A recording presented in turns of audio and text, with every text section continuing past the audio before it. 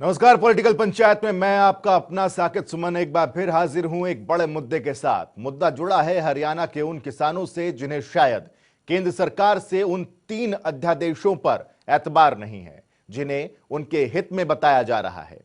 वो और बात है कि इसे लेकर खुद हरियाणा के कृषि मंत्री भी किसानों को समझाने, बताने और मनाने में पूरी शिद्दत से जुटे रहे, लेकिन आंदोलन पर आमादा कई किसान संगठनों को ऐसा करने से वो रोक नहीं पाए।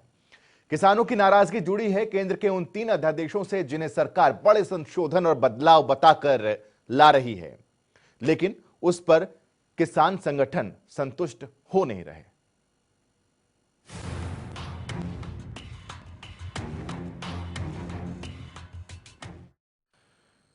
हरियाणा में आज का दिन खासा हंगामेदार रहा। अपनी कॉल के मुताबिक किसान संगठनों ने केंद्र सरकार के 3 कृषि अध्यादेशों का जमकर विरोध किया। हालांकि किसान अपने मुख्य प्रदर्शन स्थल पीपली तक नहीं पहुंच पाए, लेकिन जहां तक संभव हो सका पहुंचकर अपना विरोध दर्ज कराया। किसान संगठनों के इस अंदाज पर विपक्ष भी बयानी बाण छोड़ने को मजबूर है और जिससे सरकार परेशान भी। जब तक दुखी किसान रहेगा, जब तक दुखी किसान रहेगा। हरियाणा में किसान आंदोलित हैं, आवाज बाबुलंद की जा रही है।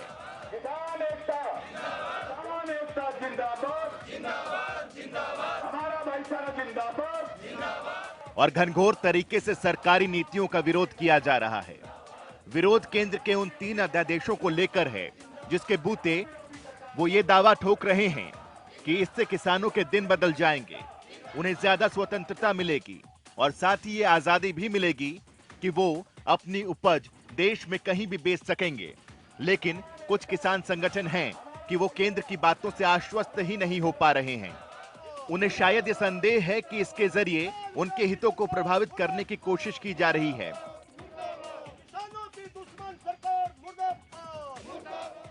किसानों की इस सोच से जाहिर है कि सरकार किसानों को अध्यादेश की मंशा समझा पाने में काफी हद तक असफल रही है, जिसका नतीजा ये रहा कि किसान आंदोलित हो उठे। कई किसान संगठन लामबंद हुए तो विरोध का बिगुल फूंकने के लिए कुरुक्षेत्र के पीपली अध्यादेश के खिलाफ आज पूरे हरियाणा के आड़ती किसान, मजदूर, मुनीम सभी पीपली रैली को जा रहे थे। सरकार ने अपनी दमनकारी नीति अपनाते हुए, धक्काशाही करते हुए पूरे हरियाणा में सड़कों पर किसानों को, आड़तियों को, मुनीमों को रोकने की कोशिश की है। ये देश के लोकतंत्र को खत्म कर रहे हैं। लोकतंत्र के अंदर सभी को अपनी आवाज उठाने का हक है, वो भी हक इस सरकार द्वारा छीना जा रहा है। पूरे हरियाणा का आज किसान, आड़ती, मुनीम सड़कों पर है। सरकार ये अध्यादेश के खिलाफ जो हमारी लड़ाई है उसमें हार चुकी है। आंदोलन पर आमादा किसान संगठनों की योजना तो ये थी कि वो कुरुक्षेत्र के पीपली में इकट्ठा होकर अपना शक्ति प्रदर्शन करते, लेकिन ये मंशा परवान नहीं चढ़ पाई। प्रदेश में जगह जगह नाकेबंदियां करके प्रदर्शनकारियों को रोका गया। कई जगहों पर किसान नेता हिरासत में भी लिए गए। मुद्दा प्रदेश में किसानों से जुड़ा है तो ऐसे में इस पर सियासत भी लाजमी है। लिहाजा महम से विधायक बलराज कुंडू भी किसान आंदोलन में गोता लगाने से नहीं चूके। कांग्रेस के दिग्गजों ने भी अपने अपने ठिकानों से सरकार पर बयानी बाण छोड़े। कांग्रेस प्रदेश अध्यक्ष कुमारी सैलजा ने तो सरकार को दमनकारी तक कह दिया, तो वहीं हुड्डा भी पीछे नहीं रहे। भारतीय जनता पार्टी ने बहुत बड़ा प्रहार किया है। 3 अध्यादेश ऐसे लेकर आए हैं जिससे न केवल किसान, लेकिन जो हमारा संघीय ढांचा है उसको कमज़ोर करने की कोशिश की जा रही है। कांग्रेस के प्रदेश छत्तीसगढ़, पंजाब और राजस्थान ने फैसला किया है कि इन अध्यादेशों को जारी नहीं करेंगे। हरियाणा में भारतीय जनता पार्टी और जजपा सरकार किसान विरोधी है, ये हम हमेशा से कह रहे हैं। और अब आपने देखा कि आज जब किसान, आड़ती और मजदूर अपने अधिकारों के लिए बोलने के लिए कुरुक्षेत्र में इकट्ठा हो रहे थे तो उन्हें रोका गया। ये इस सरकार की दमनकारी नीतियों के तहत है। सरकार जो है कोरोना के बहाने में बहाना बनाकर किसान की आवाज दबाना चाहती है। किसान की आवाज दबा नहीं सकती, ना दबने दिया जाएगा। क्योंकि किसान अन्नदाता है जो पूरे देश का पेट पालता है। ये जो 3 अध्यादेश हैं वो किसान के हित में नहीं है और ये लड़ाई किसान लड़ रहे हैं और किसानों के साथ हम डट के खड़े हैं, पूरी पार्टी खड़ी है और जो आज उनके साथ व्यवहार हुआ है वो निंदनीय है। विपक्ष कृषि अध्यादेश और उस पर उपजे किसानों के गुस्से को भले जायज ठहरा रही हो, लेकिन केंद्र सरकार तीनों अध्यादेशों को किसानों के हित में उठाया गया बड़ा कदम बता रही है। दरअसल जिन अध्यादेशों को लेकर यह हंगामा उपजा है, अगर उसे समझने की कोशिश की जाए तो पहले कानून के मुताबिक हर व्यापारी केवल मंडी से ही किसान की फसल खरीद सकता था। अब व्यापारी इसमें मिली छूट के तहत मंडी के बाहर से भी फसल खरीदने की उसे छूट मिल जाएगी। वहीं अनाज, दालों, खाद्य तेल, प्याज, आलू आदि को जरूरी वस्तु अधिनियम से बाहर करके इसकी स्टॉक सीमा को भी समाप्त कर दिया गया है। नए बदलावों के आधार पर सरकार कॉन्ट्रैक्ट फार्मिंग को बढ़ावा देने की भी बात कह रही है। इन तीनों अध्यादेशों को सरकार एक बड़े बदलाव का कदम बता रही है, लेकिन साथ ही उसका यह आरोप भी है कि विपक्ष इन बदलावों और किसानों के बीच अड़चन का काम कर रही है। हरियाणा के कृषि मंत्री जेपी दलाल ने जनता टीवी से एक खास बातचीत में विपक्ष पर किसानों को भड़काने का आरोप लगाया था। उनका साफ तौर पर यही कहना था कि विपक्षी दल अपने शासनकाल में किसानों के लिए कुछ नहीं कर पाए और अब जबकि किसानों के हित में बड़े फैसले किए जा रहे हैं तो उन्हें भड़काने और बहकाने का काम किया जा रहा है। खैर, जो भी हो, सत्ता पक्ष और विपक्ष की तनातनी के बीच किसान एक बार फिर खड़ा है, जो सिर्फ ये चाहता है कि उसके मुद्दे राजनीति के परवान न चढ़ें। ब्यूरो रिपोर्ट, जनता टीवी। जी, तो किस तरीके से एक आंदोलन की कोशिश की गई और सरकार का क्या रवैया रहा, इसको दिखाने के लिए एक तस्वीर आप जरा देखिए, जरा समझिए। ये तस्वीर है कि किसानों पर इस आंदोलन के लिए जो पहुंच रहे थे उन पर किस तरीके से लाठीचार्ज किया गया। ये उसकी तस्वीर इसलिए बहुत जरूरी है क्योंकि इसके इर्द गिर्द पूरी चर्चा घूमेगी।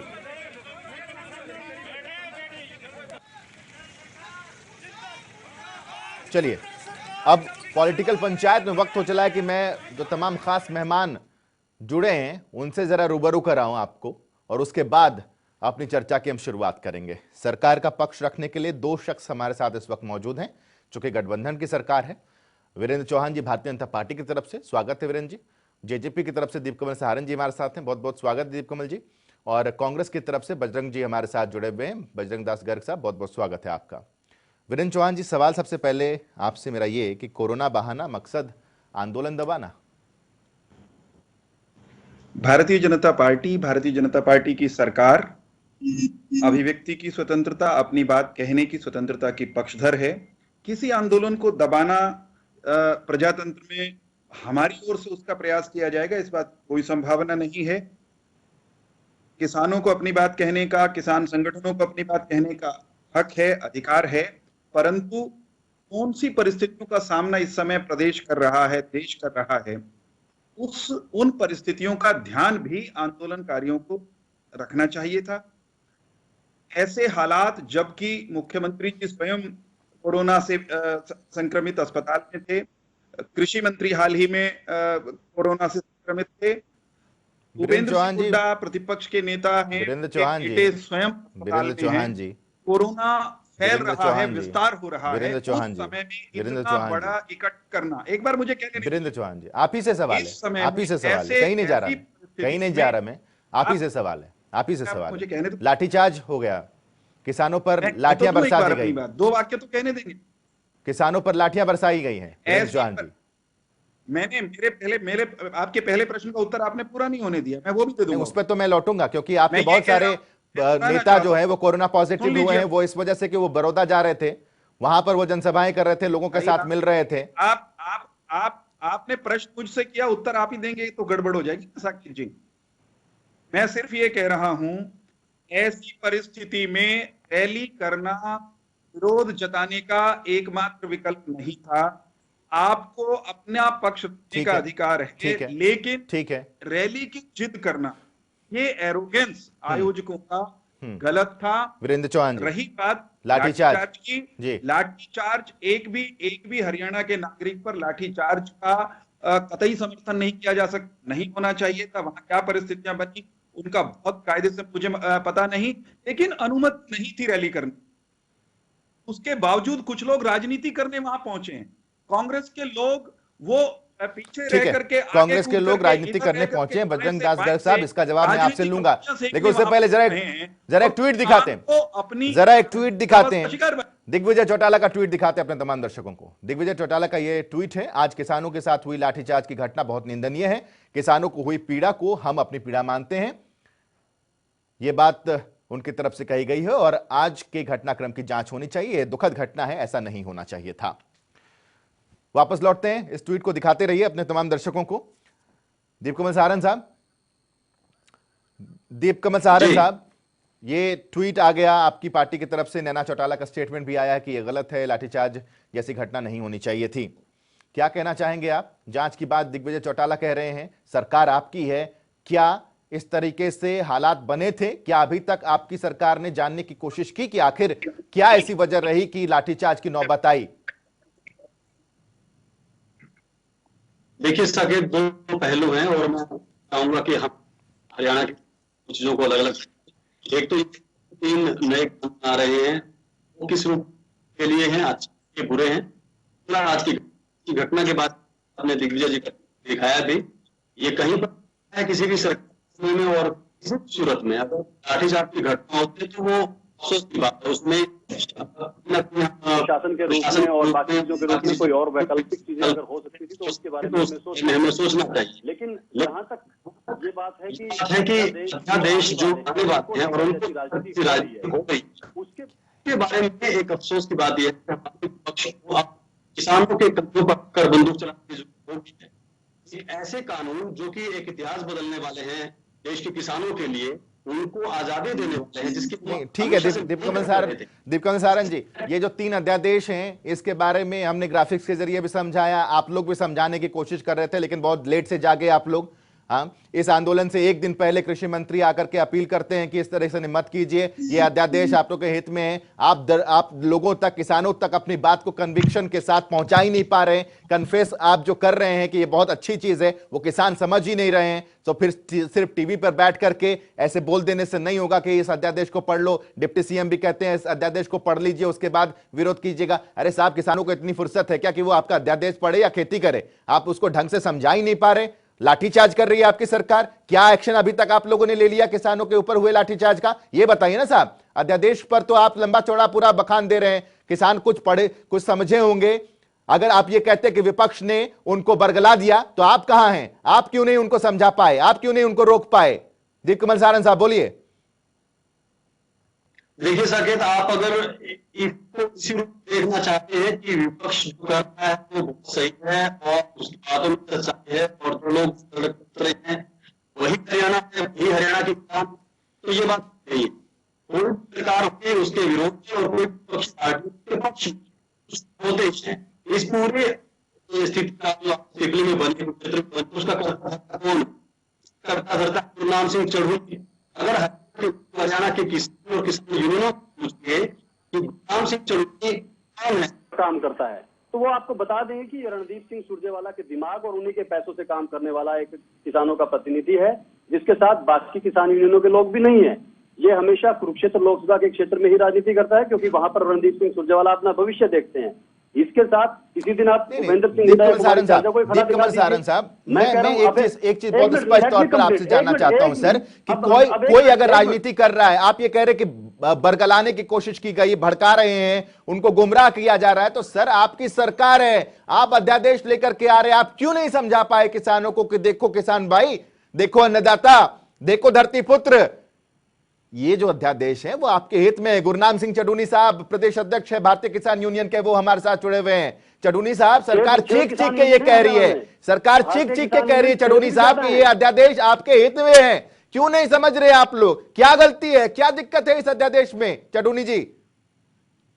देखिए, ज्यादा भारतीय किसान यूनियन है हरियाणा में, गुरनाम सिंह चढ़ूनी हरियाणा के किसान का एकमात्र नेता नहीं है। जो इनकी जुबान पे होता है वो इनके दिल में नहीं होता। फिर तो दीप और कमल जो सारन इनके साहब दिल जो में आपके होता पक्ष है, में वो बोले वो जुबान किसान पे नेता नहीं हो गया, जो आपके अगेंस्ट बोले वो इन्होंने- उसको आप किसान नेता मानने से इनकार कर दीजिए। आप बताइए, नहीं इन्होंने- गुरनाम सिंह सडोनी जी से पूछ लीजिए कि वो कितने क्षेत्र में सक्रिय हैं और कहाँ कहाँ राजनीति करते हैं। क्या रणदीप सिंह सुरजेवाला के इशारों, पैसों और उन्हीं के दिमाग से काम नहीं करते हैं? अभय सिंह चौटाला जी के साथ इनकी बहस हुई है एक साल पहले यमुनानगर में। ये अगर सरकार के पक्ष में गुरनाम सिंह चडूनी साहब सरकार के पक्ष में बोल दें, तीन अध्यादेश के पक्ष में बोल दें, फिर आप कहेंगे कि ये तो बहुत अच्छे किसान नेता हैं। इन्होंने चुनाव भी लड़के देख लिया वहां, कहा वहां कितने किसान इनके साथ में खड़े हो वैसे गए। तो वीरेंद्र चौहान साहब, अगर आप ये कहेंगे कि इन्होंने चुनाव लड़के देख लिया, वैसे तो बहुत सारे प्रवक्ता हैं जो इधर से उधर भी होते रहते हैं, बहुत सारे पार्टी के नेता हैं जो इस पार्टी से छोड़ करके उस पार्टी में चले जाते हैं। बोल करके ये पाप है गुरनाम जी, कांके जी आज तू है तीन अध्यादेश का, ये आप इससे अपराध है, बात आप कीजिए। अपराध कर रहे हो कौन किसान क्या के कर रहा है?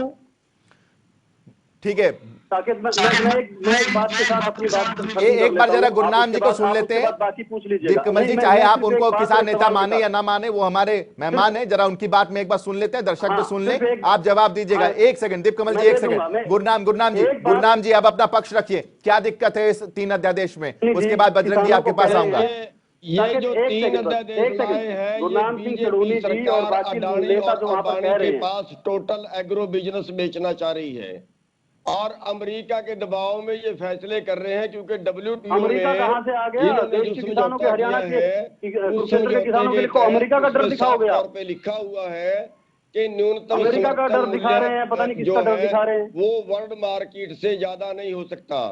और इन्होंने मंडी तोड़ने के लिए इन्होंने ये किया है कि मंडी से बाहर खरीदेगा। जो सर छोटू राम ने कानून बनाया था कि मंडी के बाहर खरीद ही नहीं सकता, इन्होंने जो व्यापारी हैं उनको बोला है कि मंडी से बाहर खरीदेगा तो टैक्स नहीं है, मंडी के अंदर झूठ और गुमराह करने की ठीक है वीरेंद्र चौहान जी, लेट हिम कंप्लीट ना, एक बार उनको बोल लेने दीजिए, एक बार बोल लेने दीजिए। गुरनाम जी बात पूरी कर ली अगर आपने, तो मैं बजरंग दास जी के पास जाऊंगा।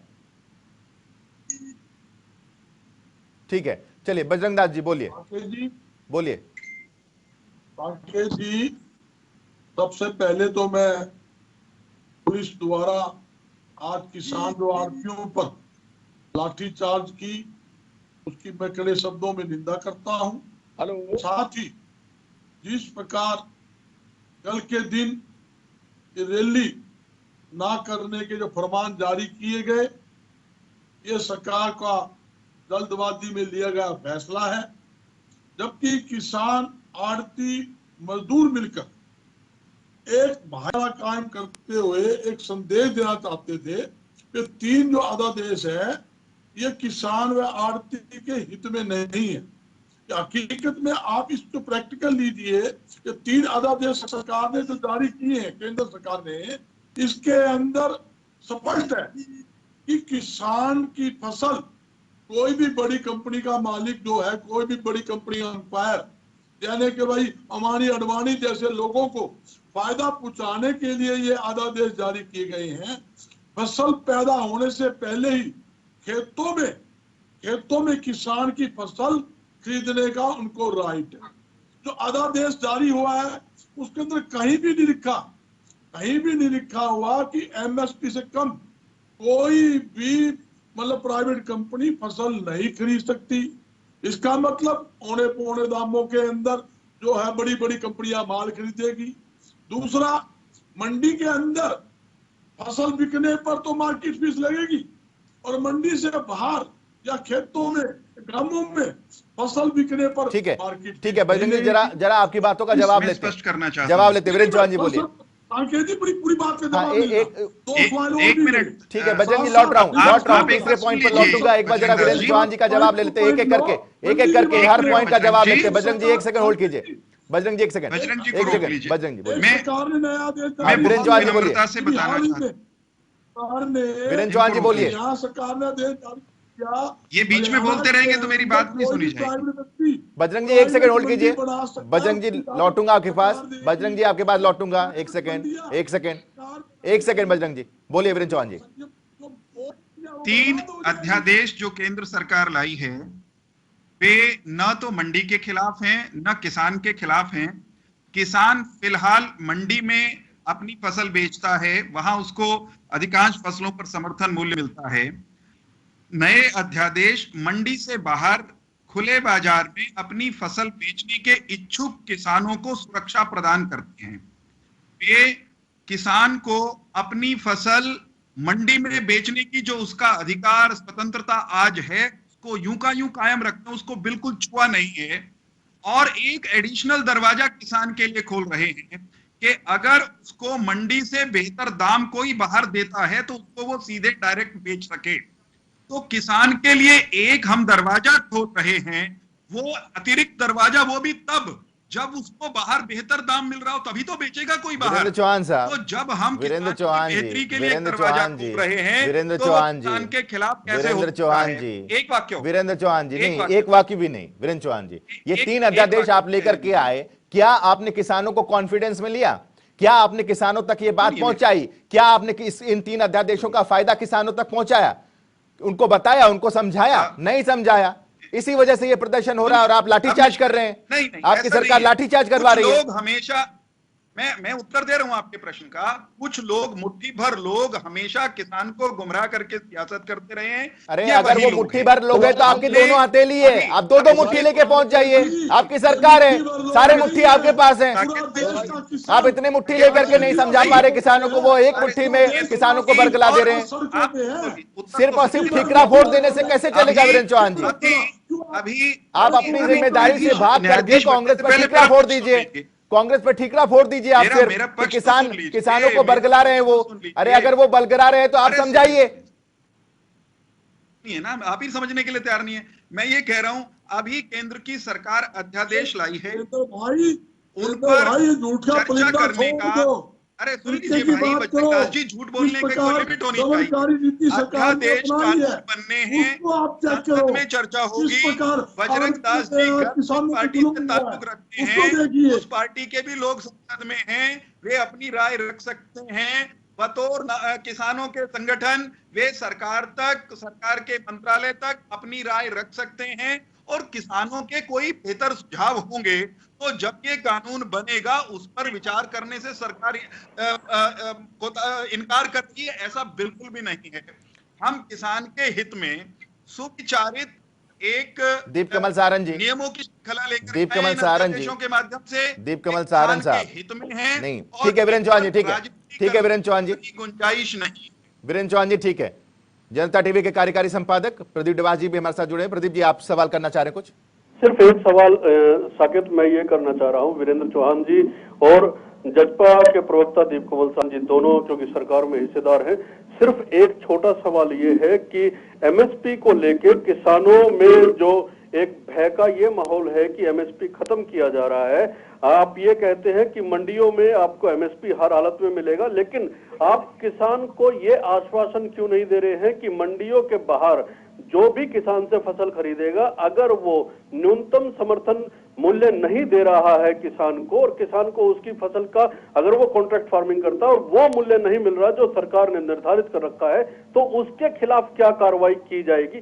सिर्फ इस सवाल का, एक स्पेसिफिक सवाल का जवाब, क्या इस अध्यादेश में उसका प्रावधान है, और अगर नहीं है तो क्या सरकार वो करेगी? सिर्फ एक इस सवाल का जवाब। दीप कमल जी बोलिए। देखिए, पहली बात तो ये स्पष्ट है कि जो सरकारी अनाज मंडियां हैं वो कहीं नहीं जाने वाली, उनकी संख्या बढ़ने वाली है। अगर किसान को एमएसपी से ज्यादा कहीं बाहर कोई प्राइवेट राइस सेलर, कोई आटा बनाने वाला, कोई दाल बनाने वाला, कोई गोडाउन वाला अगर देना चाहता है तभी उसके पास जाएगा। कॉन्ट्रैक्ट फार्मिंग ये कहती है कि जमीन जो है उसके साथ पहले से एग्रीमेंट होगा कि आपकी उपज फला रेट पर आने वाले सीजन में 6 महीने बाद हमारी होगी और हम आपके वहां से 10 दिन पहले, फसल पकने से 10 दिन पहले आपसे ले लेंगे, और उसके अगर कोई भी नुकसान होता है वो सारा उस कॉन्ट्रैक्टर यानी उस बाहर की कंपनी का होगा, किसान का नहीं होगा। किसान को अपने रेट, अच्छे रेट मिलने की गारंटी पहले ही मिल जाएगी। दूसरी बात जहां बीच में एमएसपी से संबंधित ही है वो दूसरी है, मैं एक पॉलिटिकल बात, एक बात ही पूछना चाहता हूँ। 10 साल में भूपेंद्र सिंह हुड्डा जी का एक बात का जिक्र बार बार उनकी सरकार का कहते हैं कि किसी एक साल में किसानों को धान के 4,500 रुपए तक मिले थे। क्या वो 4,500 रुपए क्विंटल एमएसपी था? जब वहां पर प्राइवेट राइस सेलर आए उन्होंने 4,500 रुपए प्रति क्विंटल दिए। जिस बात को कांग्रेस पार्टी अपने समय में करती रही और उसका वाहवाही लेती रही, उसको आज के दिन मुद्दा बना रही है। इससे बड़ा स्वार्थ क्या होगा कांग्रेस पार्टी का? गुरनाम सिंह सडोनी जी से पूछ लीजिए कि कभी एमएसपी से ऊपर अगर धान का कीमत मिली है तो क्या वो प्राइवेट राइस सेलरों में आकर नहीं दिए वहां पर? जब एमएसपी के तहत ये संभव है, ठीक है। पॉलिटिकल पंचायत में आप तमाम खास लोग जुड़े, आप लोगों का बहुत बहुत शुक्रिया हमारे साथ जुड़ने के लिए। लेकिन सवाल यही है कि अगर यह अध्यादेश किसान के हित में है तो किसान समझ क्यों नहीं रहे, और अगर यह अध्यादेश किसानों के हित में नहीं है जैसा किसान समझ रहे हैं तो फिर सरकार क्यों नहीं समझ में रही, और इसमें कुछ और अगर अमेंडमेंट्स चाहिए किसानों को तो वो बदलाव क्यों नहीं कर रही। इसलिए जरूरी था कि किसानों के साथ बैठ करके इस तरह के किसी अध्यादेश को लाया जाता ताकि ऐसा बवाल ना होता और ऐसा टकराव, ऐसी स्थिति उत्पन्न ना होती जहां पर लाठीचार्ज जैसी नौबत बन जाए, वो भी कोरोना काल में। पॉलिटिकल पंचायत में आज के लिए बस इतना। छोटा सा ब्रेक ले रहे हैं, ब्रेक के बाद खबरों का सिलसिला लगातार जारी रहेगा।